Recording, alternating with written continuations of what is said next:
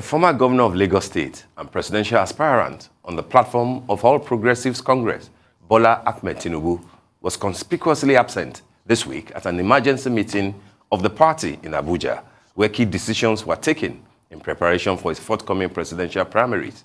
However, Tinubu was one of the first to pick up the presidential nomination form, which price APC pegged at 100 million naira. Many political watchers are already reading a lot into this situation, if not for anything, but for the dissonance value of it. Joining us now to appraise the chances of Tinubu in the light of recent events in the party is Oyalowo Ayobami, spokesperson of Nigeria Diaspora for Asiwaju, a Tinubu support group for the presidency of Nigeria. Good morning, Mr. Oyalowo. Good morning. Thanks for having me. Welcome to the studio. Good to have you. Thank you. All right. Where are we? A few weeks ago, it looks like it was all Asiwaju Bola Ahmed Tinubu. But today, what do we have? 15 people. Not just 15 people. We have the vice president, sitting vice president of Nigeria, running to be the president. We have the Honorable Minister for Transportation, Rotimi Chibuike Amechi. Is Asiwaju no longer the candidate to beat? Well, let me first of all correct something about his not being in a meeting this week. The meeting is not just for everybody. It's actually the National Executive Council of the All Progressive Congress. And that comprises of the sitting president, the vice president, the speaker, and the Senate president, 7 governors, and some categories of people. So he's actually not supposed to be in that meeting. So we need to understand that it's not like he deliberately, he's not a member of the NEC. So people should understand that it is not a general meeting for all APC leaders. It's specifically for specific people. So that was why he was not part of that meeting. So I need to clear that. Now, talking about, we expected that there will be a lot of people to run for the presidency of the APC. I mean, we don't expect that Asiwaju will be the only one. The only thing that we know is that he's the numero uno. He leads while other follows. I mean, this is a man who has been there and has done that. He was a governor in the first set of governors for this when we came back into this Fourth Republic. And he's the only one among all his peers who didn't pick any other office, elective office, since his tenure ended in 2007. And he has still remained the most relevant politician in Nigeria today. So it tells you a lot about this man. He's a juggernaut. He's not in office, yet his name resonates everywhere. When he sneezes, everyone catches cold, because Asiwaju, the Jagaban, is just who he is. The Asiwaju, he leads, others follow. All right, so you've mentioned numero uno, which obviously this is political season, so that word is going to be thrown around quite a bit. Well, I don't think it's been thrown around. This is the reality. He's the numero uno. I mean, that is why he's been the topic of discussion everywhere. I mean, you mentioned 15 people. If I ask Nigerians now, apart from the sitting vice president because of his office, I'm not sure people can remember 4 other people who are contesting in the APC, for instance. So Asiwaju is a numero uno. I mean, this is not something that we want to contest. It is clear, and we are glad that the party is choosing the indirect primaries instead of consensus. That way, everybody will come and show their strength and show what they can offer. Isn't that still being discussed? Because after that was announced in the media after the NEC meeting, the publicity secretary of the party and then the chairman of the Progressives Governors Forum, Bagudu, the governor of Kebbi State, said something close to the fact that nothing about zoning and nothing about the mode of if you look at the electoral act that has just been signed into law, yes, there is no room for consensus. Indeed, there is. If there is, no, I'm going there. If there must be consensus, it means every aspirant must write officially. I hope you understand that. Which was what the party did at this convention. The convention is a different I'm just saying that it's not as if it's totally new. The convention is a different ball game. I was a part of the convention. If you follow the actions of what happened, I and a few other group of people, we were the spirit behind the convention holding when it was clear that the former caretaker committee was busy foot dragging, trying to hold on to power until it is time for the primary. So I know clearly what went down there, and I can assure you with all sense of diligence that it's not going to happen this time around. It will not. What will not? We will have a proper primaries because we do not want a primaries that can be destroyed by litigation afterwards. We do not want where we win an election officially and then the court will destroy whatever work we have put in place. So I'm sure there will be... At the party convention, Abi, I'm sure you remember, those who didn't want consensus were allowed to proceed. Yeah, they were allowed to proceed. I was there. See, look, the president gave us... too as media. You were in the media, but you were not an insider. You are not an insider. And the president said something after then that we should stop washing our dirty linens in public. So I'm not going to say anything, but I can assure you that what will happen in the party primaries to pick our presidential candidate will be a proper party primaries that will stand any scrutiny and every test of time. Direct could be an option too, isn't it? Yeah, direct is welcome. Indirect is welcome. As long as it is democratic and as long as it is transparent. You don't think that consensus is democratic? Well, I just told you that consensus must be signed by everybody. Yeah, what if they sign? We have agreed that we don't want consensus. Who was in the Asiwaju? Well, most Nigerians in the APC don't want a consensus. No, but we have to speak about the candidates. Yeah. Well, I don't want to engage in arguing that I know it's going nowhere. Clearly, but we're engaging you in this. We want to enlighten the public, so it's not an argument per se. The consensus must stand the scrutiny of transparency. We do not want a consensus that is basically imposed or forced. So we in the Asiwaju camp believe that whatever mode of primaries is adopted at the long run is something that will be able to stand the scrutiny and the test of time. As long as it does that, we're happy with it. Whatever is not forced, whatever is not coerced, is good for us. The type of indirect primaries that you will prefer, it looks to me like it will be the type that brought in President Muhammadu Buhari in 2015. That was the most beautiful primaries we've held in Nigeria. I mean, I was there. I was in the committee for, what's the name of this committee again now? I forgot the name, but we actually handled the accreditation committee. Okay. The accreditation committee.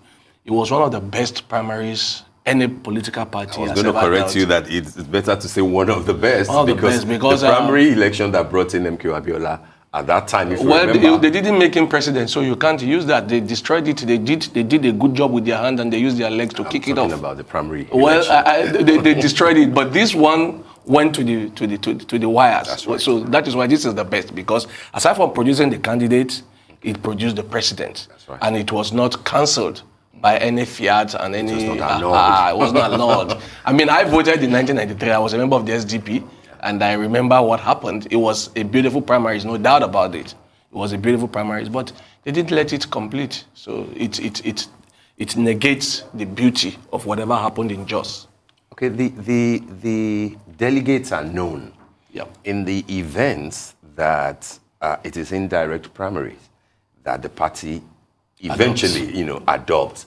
What are the chances of Asiwaju Bola Ahmed Tinubu? More than 7,800 delegates. Don't worry, I know the number. And I can assure you that Asiwaju will take nothing less than 4,000 if that happens. Why do you think so? Because I know so. I don't have to tell you the strategy. I don't have to tell you why. No. But why do you think so? That's a very valid question. The issue is this.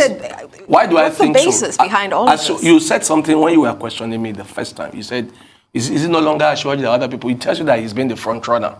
So before others come, see, if I'm a delegate, somebody has come to me, I've given my word that I'm going to support you. Other people can come, I will not disrespect you and say, get out of my house. Say, welcome, we wish you all the best. You see, they are wishing other people the best. But the commitment has been given to the front runner. So I can tell you without equivocation that Asiwaju has the highest number of delegates today who have given him 100% commitment. And those commitments are non-negotiable commitment. Other people will go there too. You mean that they are not allowed to change their minds? Why will you want to change your mind when you have seen the best?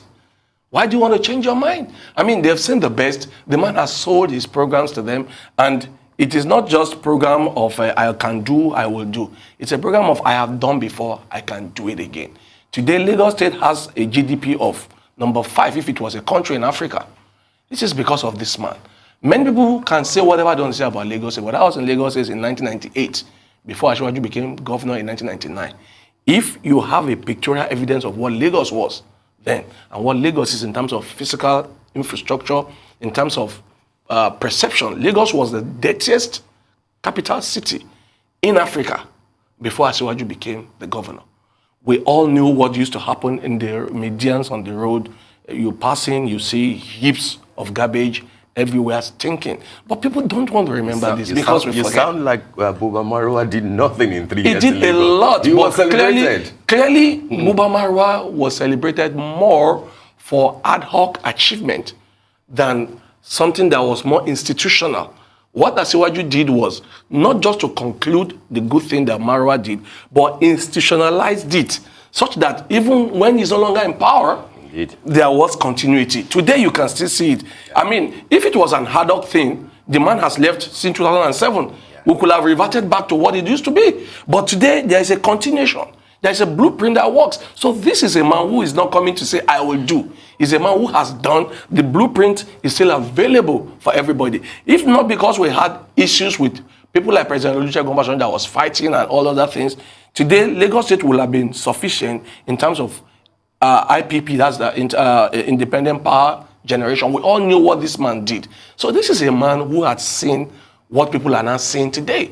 Right, so he has done a lot. And of course, we keep alluding to Lagos State, using that as, you know... as the blueprint. Absolutely. But let's talk about his presidential ambition. Okay. Do you believe that Bola Ahmed Tinubu has what it takes to govern a country as complex as Nigeria? That's a very funny question. And we need you to please, okay, and I'll tell you why. For people who don't know who he is and what he has done, as a governor, he was the first to make us understand that Lagos is not just cosmopolitan in terms of saying it. He brought it into what we use in local parlance. He showed working. In his cabinet, you have every tribe, every faith, every social, cultural, social table was represented in his cabinet. You have the Igbos, you have everybody. In fact, in his cabinet, I can tell you that maybe not more than half of them were what you call indigenes. Now, this is a man who has proven from time immemorial, when nobody will do this in their state, that he's a man that can interact with everybody. He sees everyone as a Nigerian first. And if this man can do it in a state like Lagos, it tells you clearly that he can deal with Nigeria in the terms of what you bring into the table, not who you are, not where you're coming from, not your gender, not your race, not your religion, not your tribe. So this is an Asiwaju that has proven that beyond the divide of ethnocentricity that we've had in Nigeria, he has opened up Lagos to be truly, cosmopolitan, such that you can be anybody. As long as you have something to offer, Lagos is home for you. And this is just a state. Now, if this man can translate this same blueprint to the country, you can imagine what it will be like. Now we have somebody who is doing something similar, almost similar now in Nigeria. That's in Kaduna State, bringing in people from other places who are not necessarily indigenous, but who can contribute to the development of the state. Now, this is something that Asiwaju has done 20-something years ago when nobody was doing it. So it tells you that he sees the future. Most times in Nigeria, no matter what you have done in a state, as long as you are not indigene, in quote, you can't bring in anything. You can't be accepted. Asiwaju has done this since 1999, and I can assure you, Nigeria stands to benefit from his wealth of knowledge, from his large-heartedness, from his cosmopolitan seeing of what Nigerians should be. And we can't fault you on the notion of what he has done in Lagos. Nobody can fault that. That is completely, you're stating facts. But let's talk about the complexities, because they are different now when you're talking on a national level. And what we really want you to sort of expatiate on is really what are the causes that are closest to his heart. Insecurity is at an all-time high. Unemployment, the economy, infrastructure. What are the causes that are closest to his heart, and how exactly does his administration, proposed administration, insecurity seek to is something most of us talk about insecurity. Looking at it, we look at nobody is looking at the root. We just look at insecurity. But there is something that is the cause of insecurity that many people are not thinking about. You see, insecurity is like you are sick. The symptom of that sickness is maybe headache. So if you are curing the headache, you must look at what is actually causing the headache. Is it malaria? Is it typhoid? Is it what? Now, what am I saying? Nigeria is bedeviled with insecurity, no doubt about that. President Buhari has tried a lot in terms of equipping the military. He has tried a lot. Now, Asiwaju is going to assemble a team that will look at what exactly is the issue. And some of the issues that I have personally identified is the fact that there was a saying by Papa Oyalowo that said, those children you did not train today will tomorrow make sure that your own children that you train will not have peace. Now, we've had a huge generation of young people that have not been trained, that have not been given economic hope. They didn't go to school. They didn't learn trades. So they were all thrown on the streets to grow up on their own. Now, these are social issues. If we deal with the social issues, we will not completely eliminate insecurity, but we will reduce it to the barest minimum. Social issues in terms of social inequalities that is bedeviling our nation today. Today, we have the extremely very wealthy, and then we have the extremely very poor. There must be some social balance. There must be some meeting somewhere. Now, those are issues that will be identified and dealt with. Because clearly, a generation has been destroyed. They were not trained. They were not schooled. They were not given any economic opportunities. Those are the ones bordering Nigeria today. So, over time, we need to identify these as issues and deal with it. And how do you deal with it? Education. Try to redistribute wealth in a way that will empower all the people. And the Buhari administration have started to try to do this. I mean, in terms of the social investment program, we just need to expand on it. Because if people don't feel completely excluded from a system, they won't need to carry a gun and kill people that have not offended them in any way. So it is because of the social exclusion. So these are areas that the Bola Tinubu government is already looking at. And there is already a team, as I speak with you, working on ensuring that the social imbalance is dealt with so that we will reduce to the barest minimum, because you can equip your military as much as you wish. But if you continue to have disgruntled people in your system, and also there are other areas in terms of policing our borders properly that we've not been doing, because the train issue that happened in Kaduna a few weeks back, some of the survivors said something that is key. That yes, they were speaking Fulfude, like Fulani, but not the Nigerian kind of Fulfude. So apparently we have a lot of foreigners who have access into our society because of our porous borders. Those are areas. Now, in terms of infrastructure, the Buhari government have started very well in terms of infrastructure, building trains, building roads, building bridges. All Tinubu needs to do is hold on to the master plan, expand on it. So infrastructure is an issue that we know he dealt with in Lagos. And clearly, having Nigeria as his next port of call, he will deal with this. Sorry, let me cut in there. I mean, you're speaking so eloquently about what the Buhari administration has achieved and how Tinubu, if he becomes the president, will continue with it. It will improve. It will even improve on it because of the team is going to have. Then a lot of people will say that what we witnessed at the Onikon Stadium last Sunday, where some youths endorsed, had a rally for Asiwaju and endorsed him, does not particularly support what you are saying. I saw that video. People actually deliberately, they mutilated the video. You didn't hear the first aspect of it. The video that was going around was they deliberately cut where he said something like this about what the Buhari has done and how he's going to improve on it. But people decided to take out that part. And then I know the video you're talking about. So you are saying the full video was not what you are saying that Asiwaju did not throw any jab at the Buhari. Why will he do that? You are saying that he didn't Buhari is his personal friend. Yes. He worked assiduously. Okay. Everybody knows that President Buhari today holds his office to the grace of God Almighty and to the help and support of people like Asiwaju. It is a clear fact. Right, but historically... So he will not throw him under the bus. I mean, that video, I can tell you, was a longer video. But if you want to be mischievous, it's easy to be very mischievous. Right. The mischief was to cut off what he initially said, to bring that side And then make it look like that was let's deviate from the video itself. Historically, it's been known that a lot of, when you change hands, administrations, projects just suffer. No. That's you see, just not everybody will do that. While. If you look at the Tinubu blueprint, there has been no such. There are a lot of governors that have come in after him. There's a blueprint. So if the Buhari admission is going, and you must understand that we are under the same party here. Yeah. So there is actually no animosity. So if this party is handing over to a man within the same party, a man who actually was the one who envisioned the APC as it were today, why, for God's sake, will he want to throw away the good things that they have done? What he needs to do is look at where they failed, try and ensure that it doesn't fail, and where they've done well, improve upon it. That is the whole plan. And that's where I was actually coming. And these two questions I'll need you to, because we have less than 4 minutes now. No problem. One is to look at his age, he's 70, and his apparent health challenges.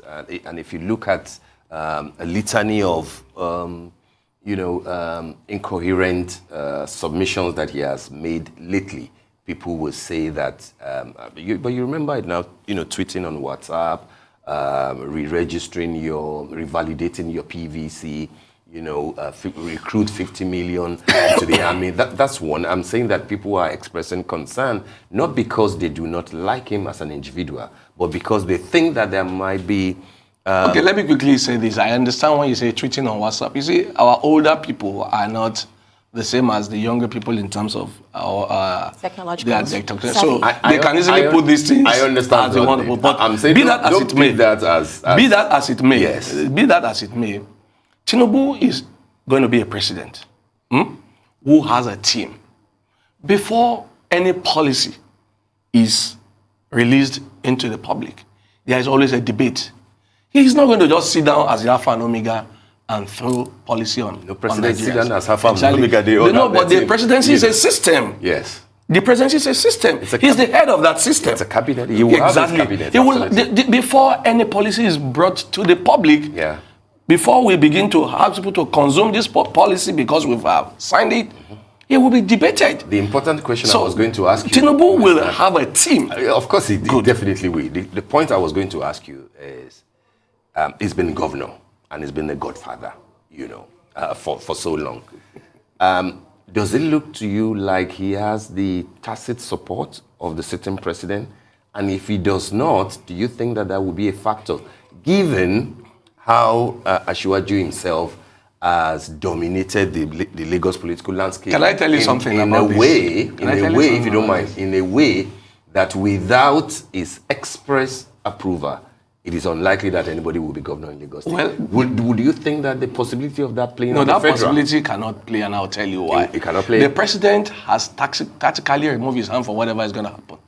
That is why the National Executive Council have handed over their powers for 90 days to the National Working Committee. It tells you clearly that what the president is saying is that everybody answer your father's. This president chose the chairman of the party. Well, he expressed the interest of some of the major players. I don't want to play into the mind of a man that you cannot read his mind. Nobody can read Buhari's mind. President Buhari has proven over time again that it will be foolhardy to second guess him. Yeah. So I will not sit here and pretend to understand what Buhari wants to do. President Buhari cannot be second guessed. I can tell you that. Yeah, but it will also be foolhardy to second guess that he will not be interested. No. He already said he has someone in mind that he likes. However, if you remember his last speech, he said he will not force anybody on anybody. Everybody should go and fight for their right to be elected. So for that, we are taking him for his word. Everybody should go fight for the right to be elected. And if you remember, in 2019, even though most of the governors worked for him, President Buhari got to places and said, look, people, vote for whoever you want. Yeah. Even though there are governors in his... So this is who Buhari is. He doesn't force his will on anybody. He may have what he wants in his mind, but he understands the fact that the will of the majority must always stand. Because even he... Yeah. Despite the fact that we knew he was the best candidate in 2015, that's right, he had to be subjected to the will of the delegates. So this is what that's democracy. In the event that Asiwaju fails to pick the ticket, do you think that he will still be in the party and So support the Ashwaju candidate. is a Democrat. People need to understand and respect this man for the things he has done. He said, I have planned for betrayal even before it happens. I have planned for so many negative things before. So Ashwaju is a man that is large-hearted enough to understand that if he loses transparently without being cheated, there's no problem with it. But I can assure you without equivocation that Ashwaju will not lose.